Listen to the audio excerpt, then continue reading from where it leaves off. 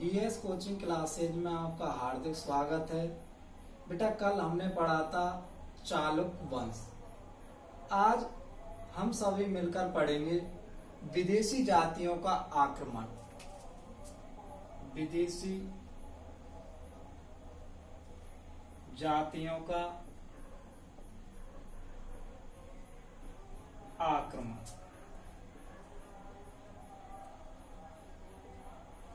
और इनके अंतर्गत विदेशी जातियों के अंतर्गत हम बात करेंगे शक, हूण और कुषाण को लेकर। शक, हूण और कुषाण, ये तीन विदेशी जाति हैं।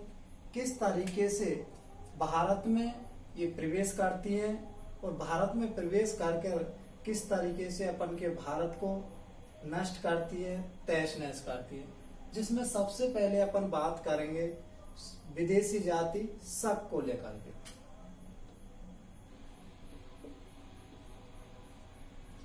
यदि अपन इसको मानचित्र के अकॉर्डिंग देखें तो शक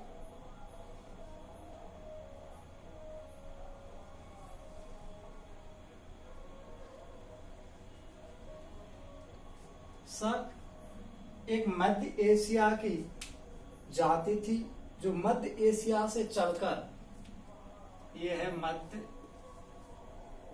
एशिया,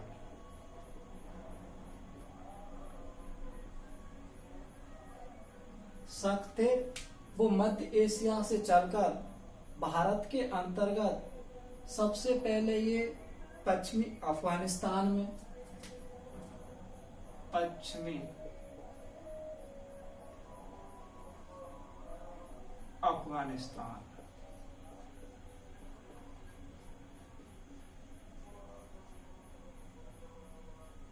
इसके बाद बलूचिस्तान और पाकिस्तान में होते हुए एक दर्रा है जिसका नाम है बोलन दर्रा। बोलन दर्रे से होकर के इन्होंने शकों ने भारत में प्रवेश किया। और यदि बात कर लें अपन रामायण और महाभारत काल के अंतर्गत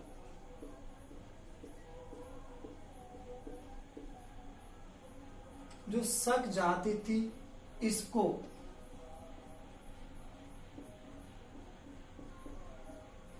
शक जाति को भारत देश के अंतर्गत यवनों और कम्बोज बस्तियों के साथ रखा गया। शक जाति को यवनों और कम्बोज बस्तियों के साथ भारत में रखा गया। यदि अपन शकों के बारे में और विस्तार से जाने तो अपन को पता चलता है कि एक कथानक है जिसका नाम है कालकाचार्य। और कालकाचार्य कथानक से हमें इस प्रकार की जानकारी मिलती है। कालकाचार्य कथानक से हमें जानकारी मिलती है कि शकों को शक कुल कथानक से जानकारी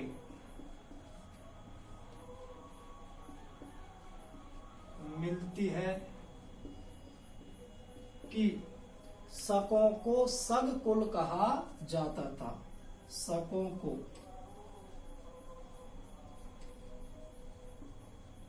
शक कुल कहा जाता था। किसके अनुसार? कालकाचार्य कथानक से जानकारी मिलती है कि जो शक थे उन्हें शक कुल कहा जाता था। यदि अपन बात करें शकों की, भारत के अंतर्गत 4 शाखाएं आई। शकों की भारत के अंतर्गत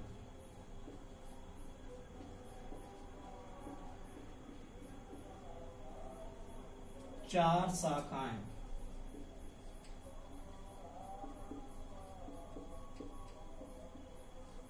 आती हैं, जिसके अंतर्गत हम सबसे पहली शाखा की बात करते हैं। इसमें उत्तरापथ, दूसरी यदि बात करते हैं तो पश्चिमी क्षत्रप,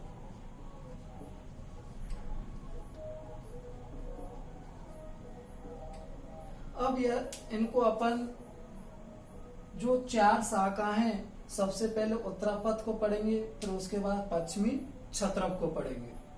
तो आप जल्दी से उतारें, उसके बाद मैं रब करता हूं। सब कर लियो, ठीक है।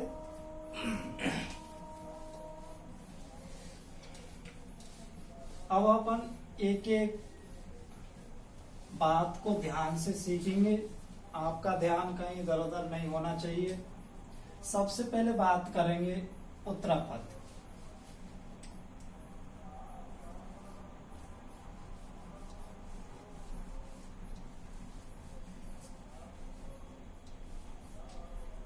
उत्तरापथ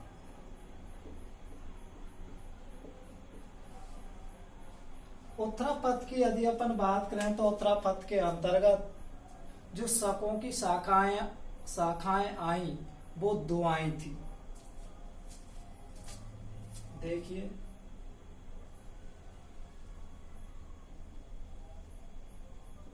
पहली जो शाखा आई थी शकों की वो आई थी तक्षशिला में। किसमें? तक्षशिला। दूसरी यदि शाखा की बात करें तो जो शकों की शाखा आई थी वो आई थी मथुरा में। यदि तक्षशिला के अंतर्गत अपन शकों की बात करें तो तक्षशिला के अंतर्गत आए थे एजेज और मावेज। यदि एजेज और मावेज की बात करें तो इन शकों का जो विनाश किया था वो किया था पल्लव शासकों ने। पल्लव शासकों ने पल्लव शासकों ने जो शक थे एजेज और मावेज, उनको क्या कर दिया था? इनका विनाश कर दिया। यदि बात करें मथुरा के शकों की तो मथुरा के अंतर्गत जो शकों की शाखाएं उनके अंतर्गत आए थे, एक था हमाम्स और दूसरा था हगान। हमाम्स और हगान ने अपना साम्राज्य विस्तार किया था, जो पूर्वी पंजाब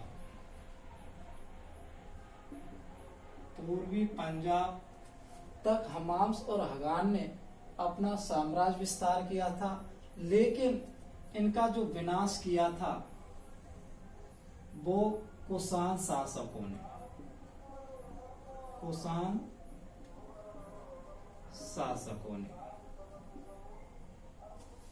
विनाश किया था इनका कुषाण शासकों ने। अब बात करेंगे अपन पश्चिमी क्षत्रपों को लेकर के। इसको उतारो जल्दी से। उतार लिया।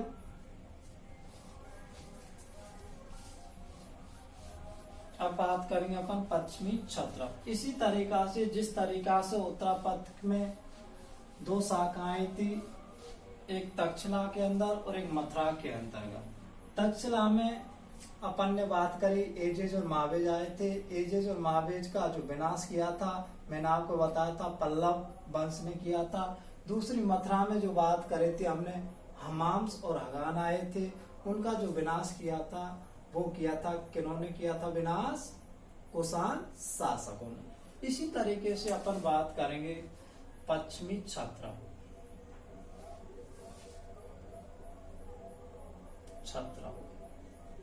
ये क्षत्रप है, जो शकों की उपाधि का नाम है क्षत्रप। इसके अंतर्गत पश्चिमी क्षत्रपों के अंतर्गत दो शाखाएं मिलती है। पहली शाखा है नासिक, जो महाराष्ट्र, और दूसरी यदि बात करें तो उज्जैनी या अवंती, इसके अंतर्गत शक आते हैं। यदि अपन नासिक के अंतर्गत बात करें तो प्रमुख रूप से अपन को दो नाम मिलते हैं। पहले में है भूमक और दूसरा है नहपान। बताया जाता कि भूमक और नहपान ने कुछ क्षेत्र सातवाहन शासकों से जीते थे, लेकिन जोगल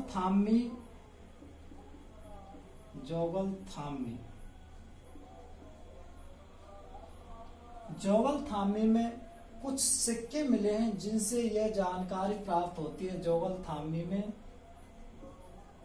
कुछ सिक्के, कुछ सिक्कों से यह जानकारी प्राप्त होती है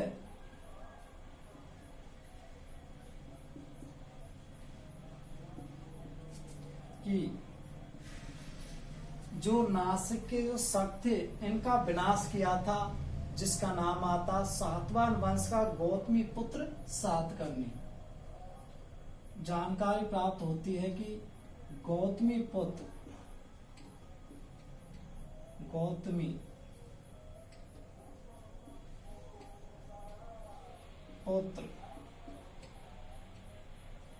सातकर्णी।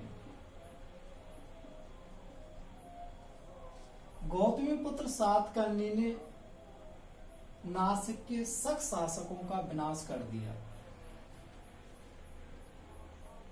या भूमक और नहपान शासकों का विनाश कर दिया।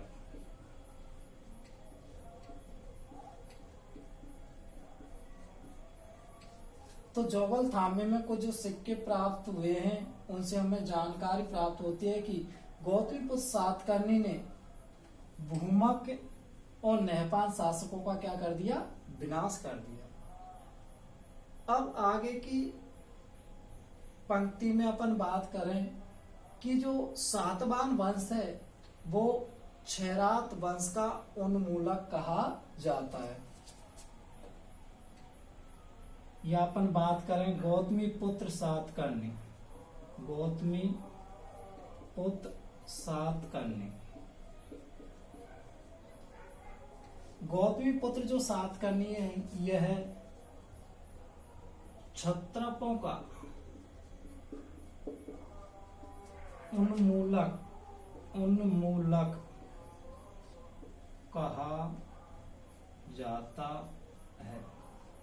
उन्मूलक का अर्थ होता है कि इनका जो विनाश किया था भूमक और नहपान का, वो किया था गौतमी पुत्र सातकर्णी ने। अब अपन बात करेंगे जो उज्जैनी के अंतर्गत या अवंती के अंतर्गत जो शक आए थे, उनमें अपन को नाम मिलता है चष्टन। चष्टन जो जाना जाता है वो क्षेत्र विस्तार के लिए जाना जाता है, क्षेत्र विस्तार के लिए, क्षेत्र विस्तार के लिए जाना जाता है। क्षेत्र विस्तार में इसने जो चष्टन था, इसने पूर्वी, पश्चिम मालवा, काठियावाड़,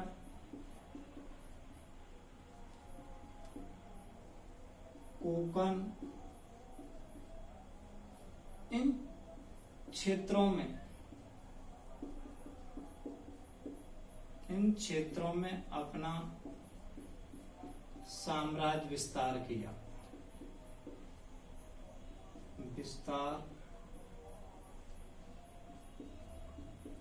किया। इसके बाद थोड़ी सी और बात कर लेते हैं कि चस्टन का एक पौत्र हुआ था जिसका नाम मिलता है रुद्रदामन। तो आज का जो अपन का टॉपिक था विदेशी जातियों का आक्रमण, जिसके अंतर्गत हमने बात की थी कि आज हम एक जो जाति है, वैसे तो 3 जाति है लेकिन आज जो एक जाति है वो हमारी इस तरह कंप्लीट होती है। कल जब अपन बात करेंगे नेक्स्ट दिन तो उन्हों को लेकर बात की जाएगी। आज यहीं तक, फिर कल मिलेंगे। इस चैनल को शेयर करें, सब्सक्राइब करें और कमेंट्स करना ना भूलें।